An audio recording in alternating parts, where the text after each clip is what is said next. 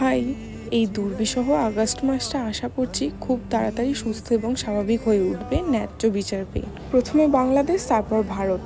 জানি না কবে এসবের থেকে মুক্তি পাবো আমরা। যে আগুন আমাদের প্রতিটি মানুষের মধ্যে জ্বলছে, তথা গোটা ভারতবাসীর, সেটা দেশ হোক বা কিংবা বিদেশ, এমনকি পার্শ্ববর্তী দেশরাও এই আন্দোলনে সামিল হয়েছে।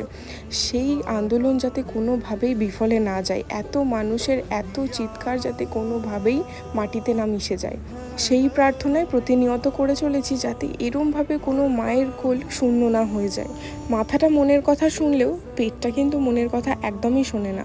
তার জন্য টুকটাক কিছু ব্যবস্থা তো করতেই হয়। সবাই এই আন্দোলনে সামিল হয়েছি আমরা, তবে কেউ কারোর নিজের কাজটা বন্ধ রেখে এই আন্দোলনে সামিল হওয়ার পক্ষপাতী আমি নই। প্রত্যেকটা মানুষ যে যেখান থেকে পারছেন এই আন্দোলনে সামিল হন, কারণ আপনার ঘরেও একটা ছোট মেয়ে রয়েছে। সবাই সাবধানে থেকো, দেখা হবে কাল।